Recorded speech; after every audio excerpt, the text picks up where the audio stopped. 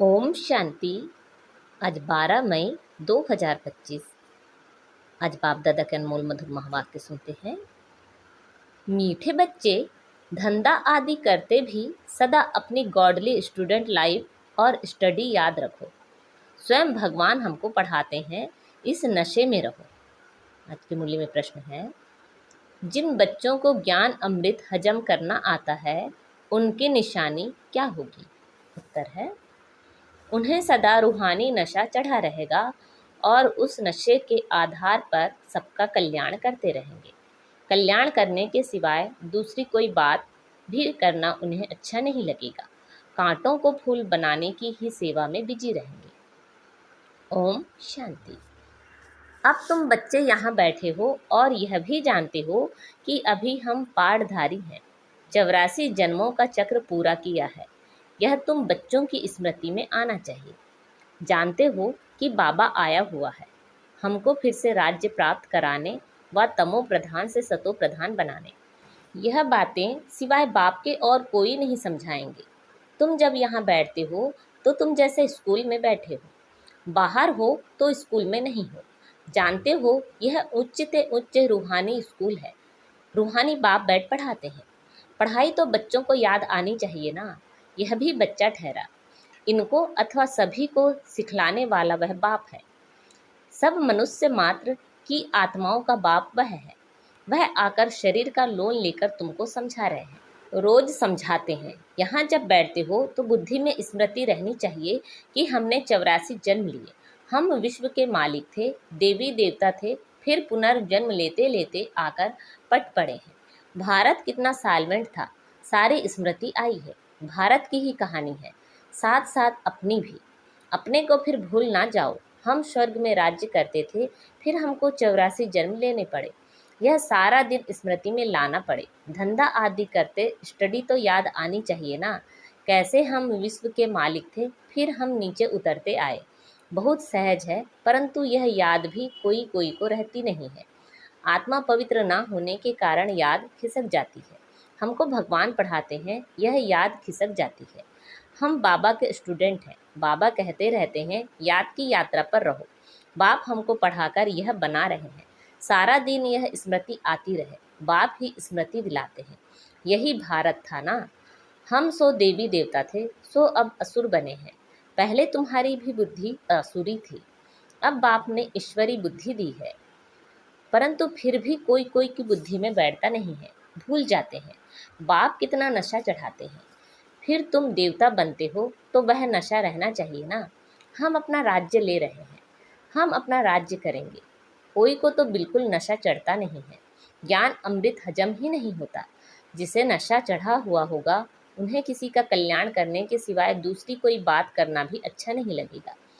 फूल बनाने की सर्विस में ही लगे रहेंगे। हम पहले फूल थे, फिर माया ने कांटा बना दिया, अब फिर फूल बनते हैं। ऐसी ऐसी बातें अपने से करनी चाहिए। इस नशे में रह तुम किसी को भी समझाएंगे तो झट कोई को तीर लगेगा। भारत गार्डन ऑफ अल्लाह था, अब पतित बन गया है। हम ही सारे विश्व के मालिक थे। कितनी बड़ी बात है। अभी फिर हम क्या बन गए हैं, कितना गिर गए। हमारे गिरने और चढ़ने का यह नाटक है। यह कहानी बाप बैठ सुनाते हैं। यह है झूठी, यह है सच्ची। वह सत्यनारायण की कथा सुनाते हैं। समझते थोड़े ही हैं कि हम कैसे चढ़े फिर कैसे गिरे हैं। यह बाप ने सच्ची सत्यनारायण की कथा सुनाई है। राजाई कैसे गंवाई, यह सारी है अपने ऊपर। आत्मा को अभी मालूम पड़ा है कि हम कैसे अब बाप से राजाई ले रहे हैं। बाप यहाँ पूछते हैं तो कहते हैं, हाँ नशा है, फिर बाहर जाने से कुछ भी नशा नहीं रहता। बच्चे खुद समझते हैं, भल हाथ तो उठाते हैं, परंतु चलन ऐसी है जो नशा रह ना सके। फीलिंग तो आती है ना। बाप बच्चों को स्मृति दिलाते हैं, बच्चे तुमको मैंने राजाई दी थी, फिर तुमने गंवा दी। तुम नीचे उतरते आए हो, क्योंकि यह नाटक है चढ़ने और उतरने का। आज राजा है, कल उसको उतार देते हैं। अखबार में बहुत ऐसी ऐसी बातें पढ़ती हैं जिसका रिस्पॉन्स दिया जाए तो कुछ समझें। यह नाटक है, यह याद रहे तो भी सदैव खुशी रहे। बुद्धि में है ना। आज से 5000 वर्ष पहले शिव बाबा आया था, आकर राजयोग सिखाया था। लड़ाई लगी थी। अभी ये सब राइट बातें बाप सुनाते हैं। यह है पुरुषोत्तम युग। कलयुग के बाद यह पुरुषोत्तम युग आता है। कलयुग को पुरुषोत्तम युग नहीं कहेंगे, सतयुग को भी नहीं कहेंगे। आसुरी संप्रदाय और दैवी संप्रदाय कहते हैं, उनके बीच का है यह संगम युग। जबकि पुरानी दुनिया से नई दुनिया बनती है, नई से पुरानी होने में सारा चक्र लग जाता है। अभी है संगम युग। सतयुग में देवी देवताओं का राज्य था, अब वह है नहीं। बाकी अनेक धर्म आ गए हैं, यह तुम्हारी बुद्धि में रहता है। बहुत हैं जो 6-8 मास 12 मास पढ़कर गिर पड़ते हैं, फैल हो पड़ते हैं, भल पवित्र बनते हैं, परंतु पढ़ाई नहीं करते तो फंस पड़ते हैं। सिर्फ पवित्रता भी काम नहीं आती, ऐसे बहुत सन्यासी भी हैं। वह सन्यास धर्म छोड़ जाए गृहस्थी बन जाते हैं, शादी आदि कर लेते हैं। तो अब बाप बच्चों को समझाते हैं, तुम स्कूल में बैठे हो, यह स्मृति में है हमने अपनी राजाई कैसे गंवाई, कितने जन्म लिए। अब फिर बाप कहते हैं विश्व के मालिक बनो, पावन जरूर बनना है। जितना जास्ती याद करेंगे उतना पवित्र होते जाएंगे, क्योंकि सोने में खाद पड़ती है, वह निकले कैसे। तुम बच्चों की बुद्धि में है, हम आत्मा सतो प्रधान थी, 24 कैरेट थी, फिर गिरते गिरते ऐसी हालत हो गई है, हम क्या बन गए हैं। बाप तो ऐसे नहीं कहते कि हम क्या थे, तुम मनुष्य ही कहते हो हम देवता थे। भारत की महिमा तो है ना, भारत में कौन आते हैं, क्या ज्ञान देते हैं, यह कोई नहीं जानते। यह तो पता होना चाहिए ना कि लिबरेटर कब आते हैं। भारत प्राचीन गाया जाता है तो जरूर भारत में ही रीइंकारनेशन होता रहेगा, अथवा जयंती भी भारत में ही मनाते हैं। जरूर फादर यहाँ आता है, कहते भी हैं भागीरथ तो मनुष्य शरीर में आया होगा ना। फिर घोड़े गाड़ी भी दिखाई है, कितना फर्क है। श्री कृष्ण और रथ दिखाया है, मेरा किसी को पता नहीं है। अभी तुम समझते हो बाबा इस रथ पर आते हैं, इनको ही भाग्यशाली रथ कहा जाता है। ब्रह्मा सो विष्णु चित्र में कितना क्लियर है। त्रिमूर्ति के ऊपर शिव, यह शिव का परिचय किसने दिया, बाबा ने ही बनवाया ना। अभी तुम समझते हो बाबा इस ब्रह्मा रथ में आए हैं। ब्रह्मा सो विष्णु, विष्णु सो ब्रह्मा, यह भी बच्चों को समझाया है। कहाँ 84 जन्म के बाद विष्णु सो ब्रह्मा बनते, कहाँ ब्रह्मा सो विष्णु 1 सेकंड में। वंडरफुल बातें हैं ना बुद्धि में धारण करने की। पहले पहले समझाना होता है बाप का परिचय। भारत स्वर्ग था जरूर, हेविनली गॉड फादर ने स्वर्ग बनाया होगा। यह चित्र तो बड़ा फर्स्ट क्लास है, समझाने का शौक रहता है ना। बाप को भी शौक है, तुम सेंटर्स पर भी ऐसे समझाते रहते हो। यहाँ तो डायरेक्ट बाप है, बाप आत्माओं को बैठ समझाते हैं। आत्माओं के समझाने और बाप के समझाने में फ़र्क तो ज़रूर रहता है, इसलिए यहाँ सम्मुख आते हैं सुनने के लिए। बाप ही घड़ी घड़ी बच्चे बच्चे कहते हैं, भाई भाई का इतना असर नहीं रहता जितना बाप का रहता है। यहाँ तुम बाप के सम्मुख बैठे हो, आत्माएं और परमात्मा मिलते हैं तो इसको मेला कहा जाता है। बाप सम्मुख बैठ समझाते हैं तो बहुत नशा चढ़ता है। समझते हैं बेहद का बाप कहते हैं, हम उनका नहीं मानेंगे। बाप कहते हैं हमने तुमको स्वर्ग में भेजा था, फिर तुम 84 जन्म लेते लेते पतित बने हो, फिर तुम पावन नहीं बनेंगे। आत्माओं को कहते हैं, कोई समझते हैं बाबा सच कहते हैं, कोई तो झट कहते बाबा हम पवित्र क्यों नहीं बनेंगे। बाबा कहते हैं मुझे याद करो तो तुम्हारे पाप कट जाएंगे, तुम सच्चा सोना बन जाएंगे। मैं सभी का पतित पावन बाप हूँ। तो बाप की समझानी और आत्माओं की बच्चों की समझानी में कितना फ़र्क है। समझो कोई नए आ जाते हैं, उनमें भी जो यहाँ का फूल होगा तो उनको टच होगा। यह कहते ठीक है, जो यहाँ का नहीं होगा तो समझेगा नहीं। तो तुम भी समझाओ, हम आत्माओं को बाप कहते हैं, तुम पावन बनो। मनुष्य पावन बनने के लिए गंगा स्नान करते हैं, गुरु करते हैं, परंतु पतित पावन तो बाप ही है। बाप आत्माओं को कहते हैं कि तुम कितने पतित बन गए हो, इसलिए आत्मा याद करती है कि आकर पावन बनाओ। बाप कहते हैं मैं कल्प कल्प आता हूँ। तुम बच्चों को कहता हूँ यह अंतिम जन्म पवित्र बनो। यह रावण राज्य खत्म होना है, मुख्य बात है ही पावन बनने की। स्वर्ग में विष होता नहीं। जब कोई आते हैं तो उनको यह समझाओ कि बाप कहते हैं, अपने को आत्मा समझ, मुझ बाप को याद करो तो पावन बन जाएंगे, खाद निकल जाएगी। मन मनाभव अक्षर याद है ना। बाप निराकार है, हम आत्मा भी निराकार है। जैसे हम शरीर द्वारा सुनते हैं, बाप भी इस शरीर में आकर समझाते हैं। नहीं तो कैसे कहें कि मामे कम याद करो, देह के सभी संबंध छोड़ो। जरूर यहाँ आते हैं ब्रह्मा में प्रवेश करते हैं। प्रजापिता अब प्रैक्टिकल में है। इन द्वारा हमको बाप ऐसे कहते हैं, हम बेहद के बाप की ही मानते हैं।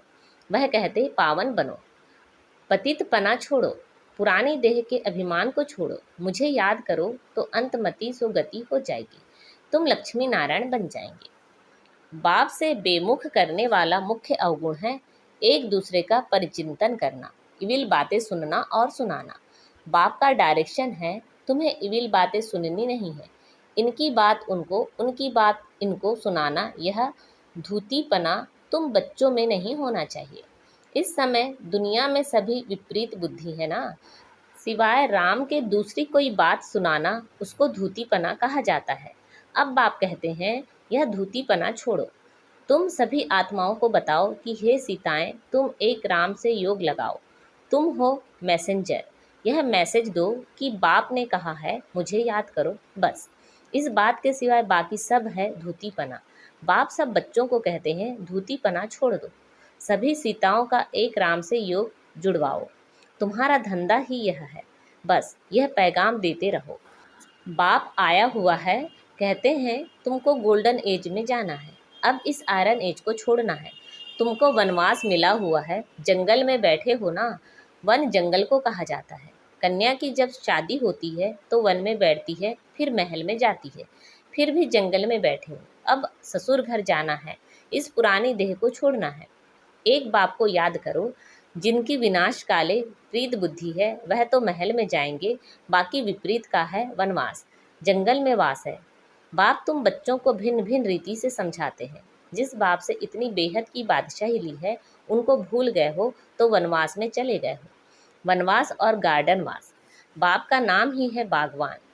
परंतु जब कोई की बुद्धि में आए, भारत में ही हमारा राज्य था, अभी नहीं है, अभी तो वनवास है, फिर गार्डन में चलते हैं।